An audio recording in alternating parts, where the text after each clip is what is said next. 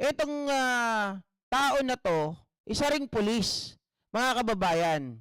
At dito ipinapaliwanag niya po kung ano talaga yung sinasabi po ng ating saligang batas. Okay? Teka lang. Shiner ko to eh. Eto. Yan, sir. Kailangan suporta kita, sa isang sir. politiko ang mga pulis. Ayan. Kailangan kita, Brad. Salute sa'yo, ha. Pahiram muna ng yung ano. Ayun. Eto, guys. Panoorin natin. Bawal nga ba magpahayag ng suporta sa isang politiko ang mga Ayun, pulis? tumasigro Mga si kababayan, madalas naming marinig ito. Okay. Mga pulis, uto-uto ng politiko. Sunod-sunuran lang kayo sa gobyerno. At madalas ding itanong, bakit nyo kinakasuhan yung mga pulis na nagpapahayag ng suporta sa isang Eto, politiko? sir, pakinggan mo. Diktador kayo. Yes. Tama ba ito? Ngayong eleksyon, marami ang nagtatanong, bawal nga ba sa isang pulis ang magpahayag ng suporta sa isang politiko? Aha. Para malinaw ito, pag-usapan natin. Mhm. Ang sagot dyan, oo, bawal. Bawal. At hindi ito dahil sunod-sunuran lang kami. Aha. Ito ay dahil may mga batas at regulasyon na mahigpit na nagbabawal sa mga pulis at iba pang government employee na makilahok sa partisan political activities. Malinaw. Batayan sa batas. 1987 Constitution, Aha. Article 9-B, Section 2. Sir. Bawal sa civil service employees, Okay. kasama ang mga pulis, ang electioneering o partisan political activities. Omnibus Election Code, BP 881, Section 261. Hindi maaaring gamitin ng mga pulis ang kanilang posisyon para i-endorso o suportahan ng sinumang kandidato. Okay. Republic Act 6713, Code of Conduct of Public Officials. Ang pagiging neutral sa politika ay bahagi ng pagiging isang profesional at patas na tagapaglingkod bayan. Guys, PNP maganda Ethical to, ha? Doctrine at PNP Memorandum Circular Number 2016-002. Okay. PNP personnel shall remain neutral in political affairs. Ano ang bawal? Para malinaw, ano nga ba ang bawal? Hold on, sagutin ko lang tong sinasabi ni Cheryl.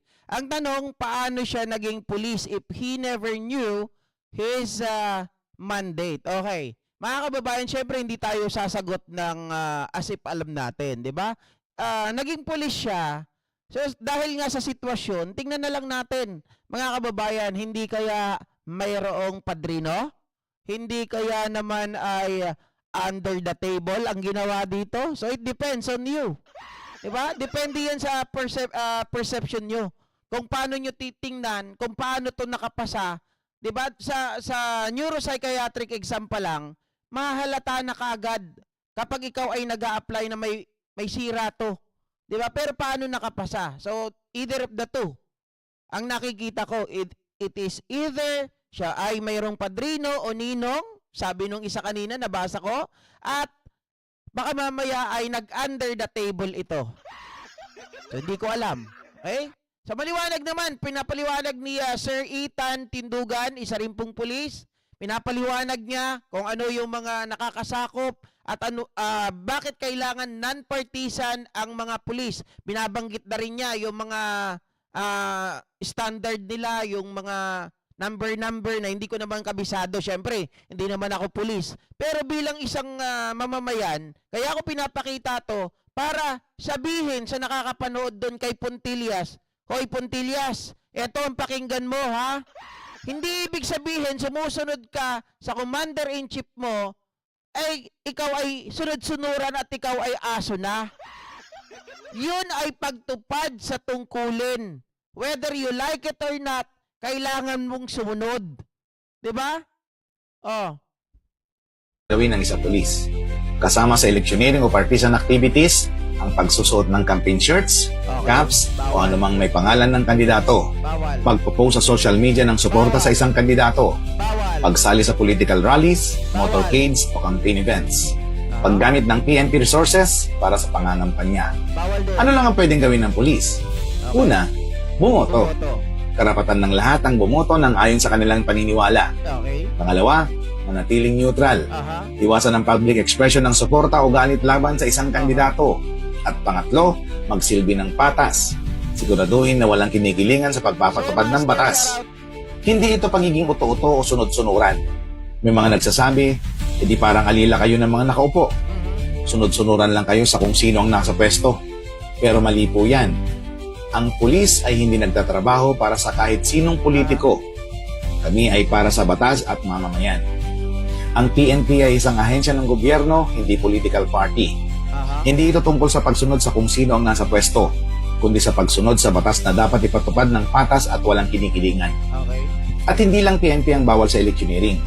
Kasama rito ang buong civil service gaya ng mga guro at kawani ng DepEd, Basta mga tama. empleyado ng DILG, Oo. DOH, DPWH at iba pang ahensya, mga sundalo ng AFP, at mga opisyal ng barangay na nasa non-partisan functions. Okay. Lahat sila bawal ding ipakita ang suporta sa isang kandidato habang nasa serbisyo.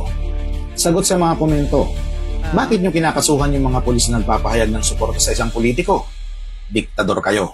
Para sa mga nagtatanong, Okay. diktador ba ang gobyerno dahil pinaparusahan ng mga pulis na nagpapahayag ng suporta sa isang kandidato? Hindi ito diktadura. Ito ay disiplina at pagsunod sa batas. Kapag ang isang pulis ay hayagang sumusuporta sa isang kandidato, ito ay isang paglabag sa batas. Kaya pag may mga nahuli o nakasuhan, hindi ito paghihigpit ng gobyerno. Ito ay pagpapatupad ng tamang patakaran upang mapanatili ang neutrality ng PNP at iba pang ahensya. Kaya sa mga kapwa ko tagapagpatupad ng batas, tandaan natin ang ating sinumpang tungkulin, paglingkod ng patas at walang kinikilingan. At sa publiko, sana malinaw na. Hindi kami uto-uto sa mga politiko. Ginagampanan lang namin ang aming trabaho ayon sa batas. Ang pagsunod sa batas ay hindi diktadura. Ito ay isang tanda ng disiplina at profesionalismo. Kung may mga tanong pa kayo, comment lang sa baba at kung gusto niyo mas marami pang makaalam, i-share ang video na ito. Okay, so maliwanag mga kababayan.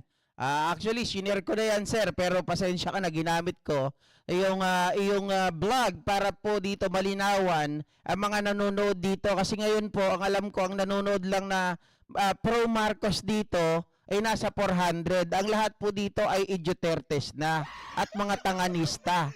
Hindi po nila, sir, naiintindihan yung mga bagay-bagay. Kaya po, sinusundan nila kung ano yung sinasabi ng pulis na yon. Kaya nandito po sila para i-bash po ako. Pero hindi nila alam ano ba ang mandato ng pulis. Ano ba dapat ang sundin ng pulis pagdating sa mga rules and regulation na ganito. Sir, hindi ko na po ipapaliwanag no isa-isa dahil hindi naman po ako pulis. Pero ikaw na po, ang buhay na saksi. Ikaw na ang nagpaliwanag.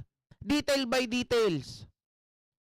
So dito, kay Sir Pontilia, sir, pangalan mo Steve Pontillas, magbago ka na.